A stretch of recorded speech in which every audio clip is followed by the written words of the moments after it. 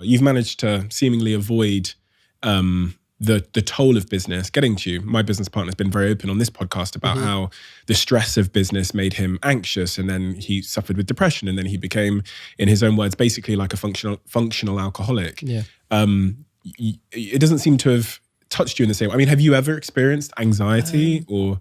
Yeah, I've definitely struggled. There were points where, again, when I was first I felt like I was first going out on my own in 2015. There have been periods where, social media maybe has turned on the business and myself. It's definitely been really difficult at times. There's been points where social media turned on the business. So there was something that happened I think it was last year or the year before, where someone at Gymshark on the channel, on the social channel, basically commented back to someone. I can't remember exactly what was said, but basically it was around a Blue Lives Matter. You had the sort of Black Lives Matter thing, and there was the Blue Lives Matter thing. Someone commented something on our page saying Blue Lives Matter, and someone at Gymshark basically commented something sarcastic back to them, which, to be honest, was it just shouldn't have been posted. And then at that point, that whole group of people started to converge onto Gymshark. And then before long, they then started to converge onto me, and I had thousands of comments, thousands of messages, death threats, everything you can imagine. And that definitely hit me, and it definitely hurt me. And I really felt like I felt like I was carrying that burden at that point.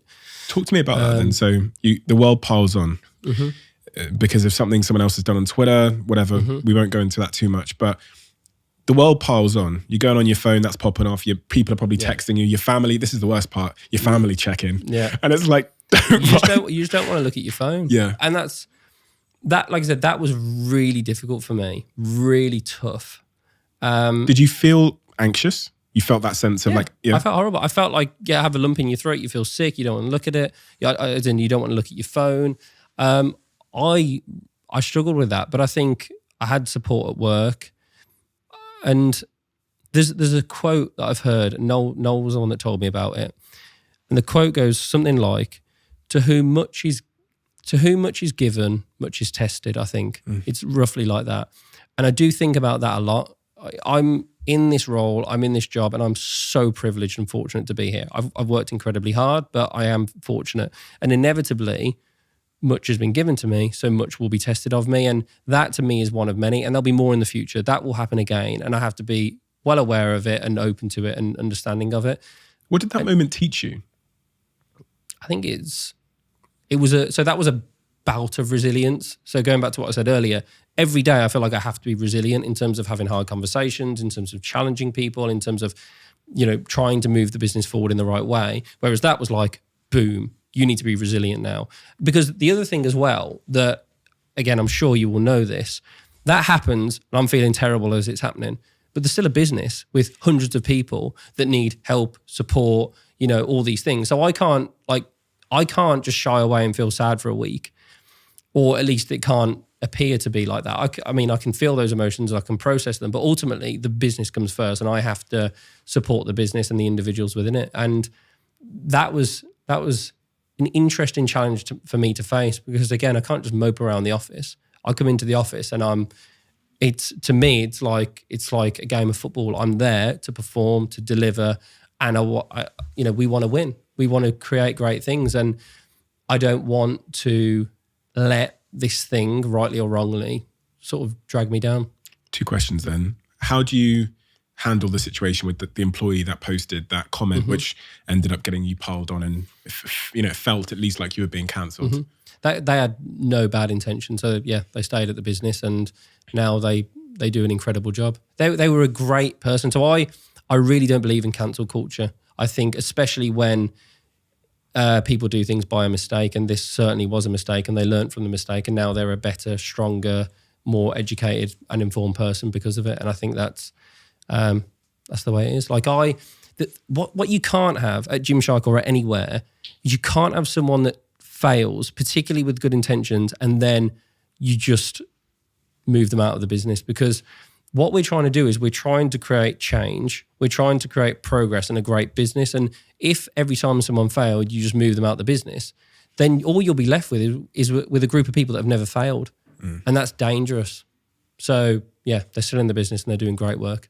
And the other question was, when you go home that day and Robin's there, what's that like? She's incredibly supportive. I think she gets it because, and this helps as well because she has had time online. She did do the whole YouTube thing and the social media thing, so she does understand what it's like. So she's incredibly supportive. Did you rant to her? Did you open up to her? Did you tell her how you So feel? that's probably something I'm not very good at. I don't talk about my feelings massively. I'm not that sort of person.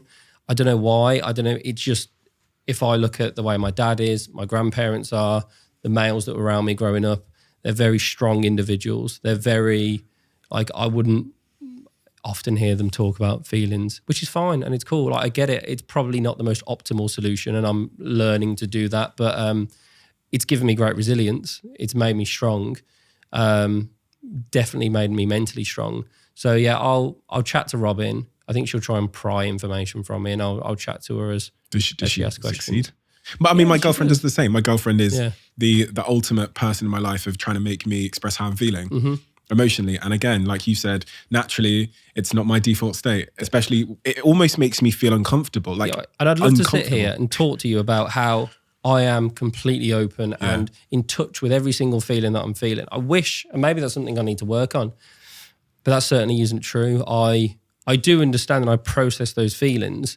I'm definitely not as communicative as what I probably should be on those things. I like to sort of internalize them and process them without talking about them too much. We've seen, obviously, in headlines and stuff around mental health and men in particular not talking about the feelings, the adverse consequences of not sharing your feelings. The other thing which I learned recently is from Patrice Evra when he came and we talked about toxic masculinity. And again, he was telling me his girlfriend was the one who helped him open up his feelings because he was very, growing up on the streets of France, drug dealing, trying to survive, etc. The risk is it becomes a generational cycle. You've pointed to the fact that it probably was a generational cycle for you. Definitely was for me. I've never had my dad express a feeling in his life. So now you're married and, one would assume that there's going to be kids at some point potentially. Is that something you think about? Like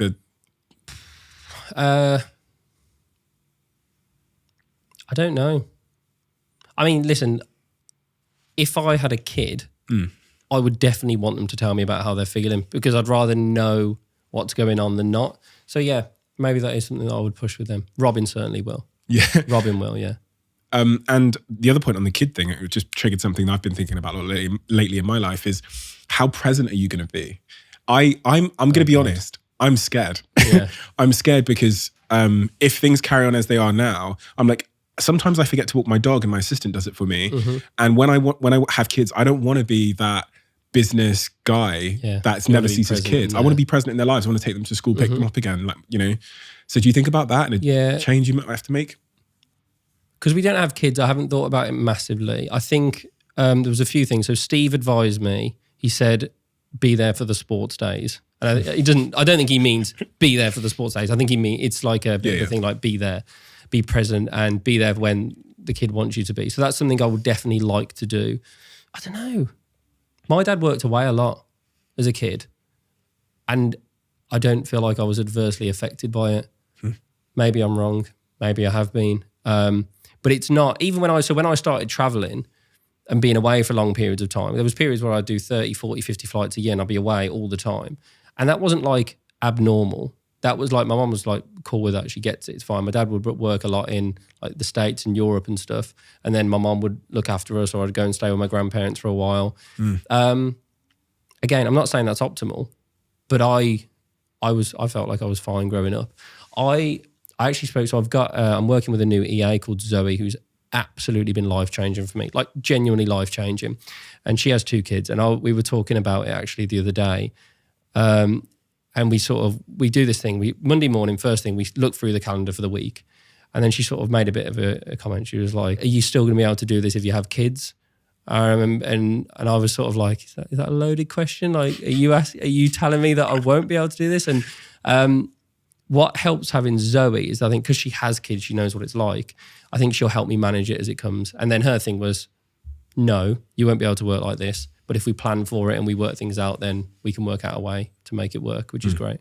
I'm sure Robin will be happy with that as well. Yeah. But if I'm in the CEO role, which I hope I am, I'm not going to be at home every single day at 5:30, Monday to Friday. It's just one of the things that comes with the job.